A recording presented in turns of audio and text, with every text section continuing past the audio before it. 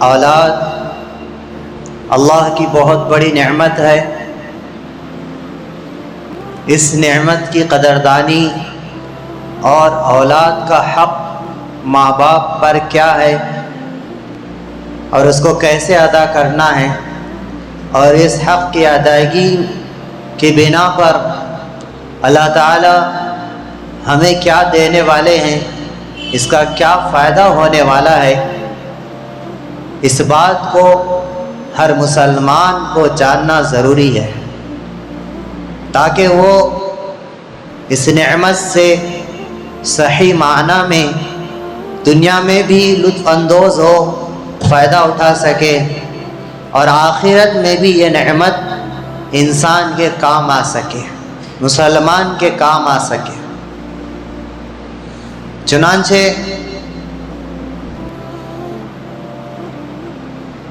اولاد کی صحیح تربیت اور ان کی صحیح پرورش باپ اور ماں کے ذمے ہے۔ صحابہ رضی اللہ عنہم اجمعین اللہ کے نبی صلی اللہ تعالی علیہ وسلم کی خدمت میں حاضر ہوتے ہیں اور عرض کرتے ہیں، یا رسول اللہ قد علمنا حق الوالد فما حق الولد۔ ہم اس بات کو تو جانتے ہیں کہ ہمارے اوپر، ہمارے ذمے میں والدین کا کیا حق ہے، ہمیں اس بات کا بھی علم عطا فرمائیے، اس بات کی بھی خبر دیجیے کہ ہم پر اولاد کا کیا حق ہے۔ تو آپ علیہ السلام نے فرمایا، ان یحسن اسمہ ویحسن ادبہ، کہ اس کا اچھا نام رکھا جائے، جس نام سے نیک فالی لی جاتی ہو، اچھی امید رکھی جا سکتی ہو، اور اس بچے کی اچھی تربیت کرے، اس کو اچھا ادب سکھائے۔ یہ کام ماں باپ کے اوپر گویا لازم ہے۔ اللہ کے نبی صلی اللہ علیہ وسلم اس کو ماں باپ کا حق اور فریضہ بتلایا ہے، کیونکہ جتنی تربیت ماں باپ کر سکتے ہیں، ماں کر سکتی ہے اولاد کی، وہ دیگر رشتہ دار اور ملنے جلنے والے دوست احباب پڑوسی اتنی تربیت کسی بچے کی نہیں کر سکتے، حتیٰ کہ استاد بھی۔ ضرور استاد علم سکھاتا ہے، ادب سکھاتا ہے، لیکن جو اثر بچوں پر ماں باپ کے عمل کا، ماں باپ کی تربیت کا، ماں باپ کی نگرانی کا، ماں باپ کے انہیں سکھانے کا ہوتا ہے، وہ اوروں کا اثر بچے اتنا قبول نہیں کرتے، جس کے نتیجے میں انہیں زیادہ فائدہ دوسروں کی تربیت سے حاصل نہیں ہوتا۔ چنانچہ تربیت میں اور پرورش میں دو طرح کی تربیت اولاد کی کرنی چاہیے۔ جب بچے کے اندر سمجھداری آنے لگ جائے، جب سے اس کی تربیت شروع ہو جائے، 3 سال کی عمر میں عام طور پر بچوں کے اندر سمجھداری، بات کرنا، اچھے برے کو سمجھنا، نفع اور نقصان کی چیزوں کو سمجھنا، جاننا، یہ شعور بیدار ہو جاتا ہے، یہ احساس بچوں میں پیدا ہو جاتا ہے۔ چنانچہ جب ہی سے انہیں اچھا بنانے کی، ایک اچھا انسان، ایک کامل مسلمان، ایک کامیاب انسان بنانے کی اس کوشش میں لگے رہنا ماں باپ کے ذمہ ضروری ہے۔ چنانچہ 2 طرح کی تربیت ماں باپ بچوں کی کریں۔ ایک ان کی ظاہری تربیت ہو، ظاہری اعتبار سے ان کا لباس، ان کا بیٹھنا اٹھنا، ان کی باتوں پر نگاہ ہو، ان کے کاموں پر نگاہ ہو کہ وہ بچہ کیسی باتیں کر رہا ہے، کس کے ساتھ رہ رہا ہے، کیا پہن رہا ہے، کون سی چیز کھانا اس کے لیے فائدہ مند ہے اور کون سی چیز اس کے لیے نقصان دہ ہے، تو فائدہ مند چیزوں کی اہمیت اس کے دلوں میں اتار دی جائے اور نقصان دہ چیز سے حفاظت اور اس کے قبیح ہونے کو، برا ہونے کو دل اس کے ذہن میں، اس کے کانوں میں یہ بات ڈالی جائے۔ اس کا لباس اسلام کے مطابق بنانے کی 3 سال کی عمر سے کوشش کی جائے۔ جو بچے چھوٹی عمر میں اسلامی لباس کے عادی نہیں ہوتے وہ بڑے ہو کر بھی اسلامی لباس نہیں پہن سکتے۔ چنانچہ اسکول کا ڈریس الگ رکھیں اور گھر آتے ہی بچے کا لباس اسلامی ہو جائے۔ جیسے ہی اسکول کے کپڑے اتار دیں تو پھر ہمارے بچوں کو ہم ایسے کپڑے پہنائیں کہ کوئی دیکھنے والا یہ سمجھے کہ یہ بچے شاید کسی مدرسے میں پڑھ رہے ہیں، کسی مولانا کے بیٹے ہیں، کسی امام صاحب کے بیٹے ہیں، کسی حافظ صاحب کے بیٹے ہیں۔ ایسا لباس ہر مسلمان کے بچوں کا ہونا چاہیے، کیونکہ جو بھی اسلامی لباس ہے وہ کسی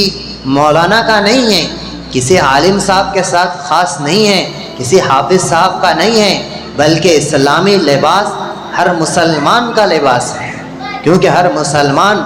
اسلامی زندگی گزارنا ہر مسلمان کے لیے لازم اور ضروری ہے۔ چنانچہ جو حلیہ دین کے پیشوا اپناتے ہیں، علماء اپناتے ہیں، مشائخ اپناتے ہیں،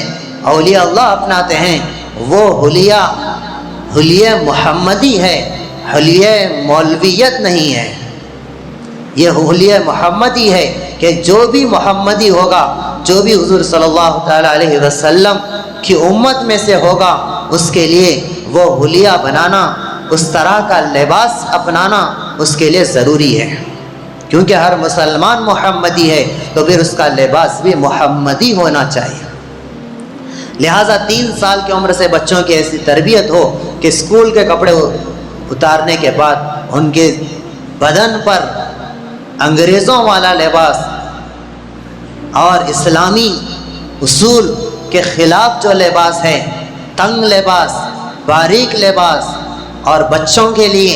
بچیوں جیسا لباس اور بچیوں کے لیے بچوں جیسا لباس انہیں نہ پہنا ہے، کیونکہ جو لباس آدمی پہنتا ہے اس کا اثر آدمی کی فطرت پر، عادت پر، اعمال پر، اس کے بدن سے نکلنے والے حرکات و سکنات پر پڑتا ہے۔ ٹوپی کی عادت بچے میں ڈالی جائے، جو بچپن میں ٹوپی کا عادی ہو جاتا ہے تو پھر وہ ٹوپی کے بغیر تھوڑی دیر اگر اس سے ٹوپی سر سے نکل جائے تو وہ بے چین ہو جاتا ہے، جیسے کسی کو اینک لگانے کی، چشمہ پہننے کی عادت ہو، وہ چشمے کے گم ہو جانے پر بے چین ہو جاتا ہے۔ تو ایسے ہی جو شخص ٹوپی کا عادی بن جاتا ہے وہ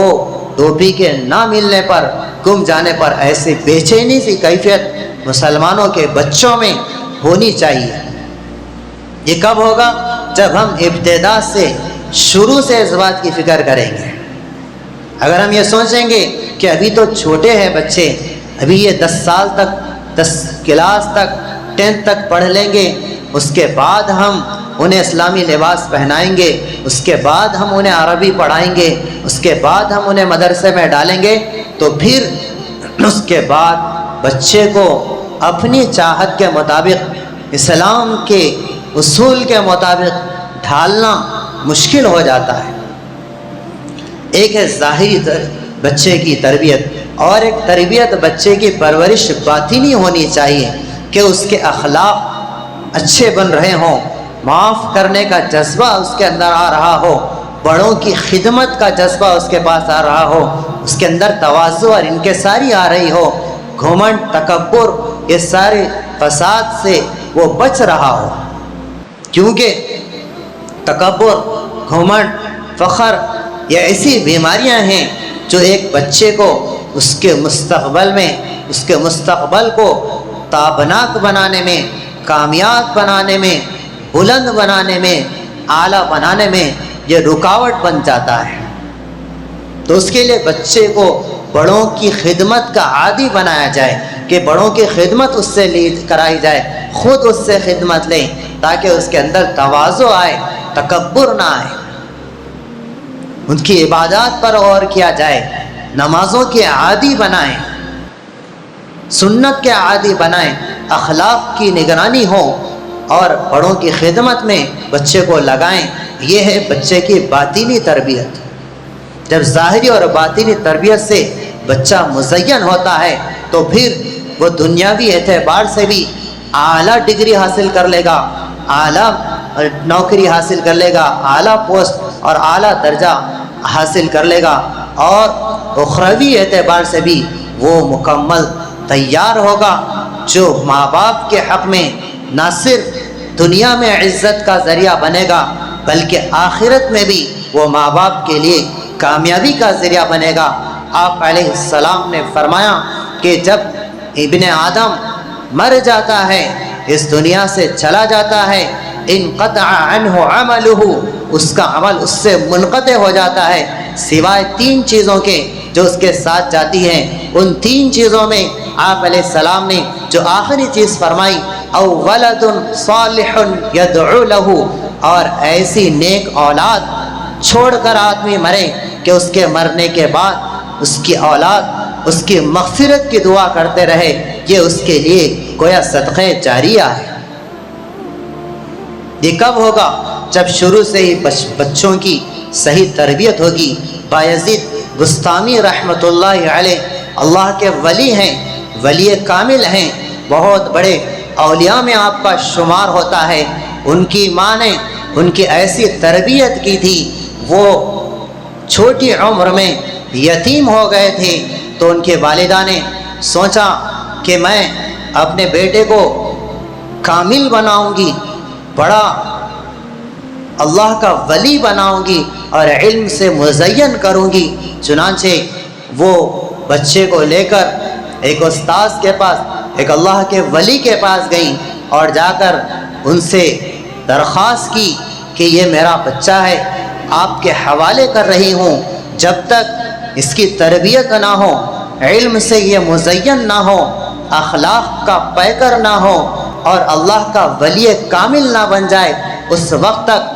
اس بچے کو میرے گھر نہ بھیجنا، اس وقت تک میں بچے کی زیارت اور اس کے ملاقات اور اس کو دیکھنے کے لیے میں نہیں آؤں گی، اور نہ اس کو میرے پاس آپ بھیجنا ہے۔ چنانچہ وہ چھوڑ کر چلی گئیں۔ کچھ دن گزرے، بچے کو ماں کی یاد آتی رہی، خوب بچہ روتا رہا، بلبلاتا رہا، خوب ماں کے دیدار کے لیے تڑپتا رہا اور اپنے استاد سے درخواست کرتا رہا۔ تو استاد چونکہ ماں کی وصیت تھی، ماں کی بات کو گویا شرط لگائی تھی ماں نے کہ انہیں جب تک کامل نہ بن جائے بچے کو بھیجنا نہیں ہے، چنانچہ استاد نہیں بھیجے۔ بالآخر جب استاد کو بچے پر رحم آیا تو بچے کے لیے ایک شرط استاد نے لگا دی کہ جب تک تم یہ سبق نہ سنا دو، جب تک تمہیں میں اپنی ماں کے ملاقات کے لیے اجازت نہیں دیتا۔ چنانچہ بہت مشکل سبق، بہت ہارڈ سبق، بہت دشوار طلب، بہت محنت طلب سبق اس بچے کو دیا گیا۔ یہ سوچ کر دیا گیا کہ بچہ یہ سبق یاد نہیں کر سکتا اور ماں کے پاس جانے کا جو تقاضا ہے وہ پورا نہیں ہو سکتا۔ چنانچہ بچہ سوچتا رہا، پھر اس کو ماں کی وہ بات یاد آ گئی جو ماں نے اس کی تربیت کے ضمن میں اس سے فرمائی تھی کہ دیکھو بیٹا، اللہ ہر چیز پر قادر ہے، اللہ ہر کام پر قادر ہے، اللہ کے لیے کوئی کام مشکل نہیں ہے۔ اپنی ماں کی وہ نصیحت بچے کو یاد آ جاتی ہے، فوراً وضو کرتا ہے، 2 رکعت پڑھتا ہے اور اللہ سے مانگتا ہے یہ کہہ کر کہ میری ماں کہتی تھی کہ تو ہر چیز پر قادر ہے، لہٰذا میرا یہ سبق مجھے یاد ہو جائے، یہ توفیق، یہ صلاحیت اس میرے حافظے کی قوت ایسی کر دے۔ چنانچہ اللہ اس بچے کی دعا کو قبول کرتے ہیں، سبق یاد ہو جاتا ہے۔ تو پھر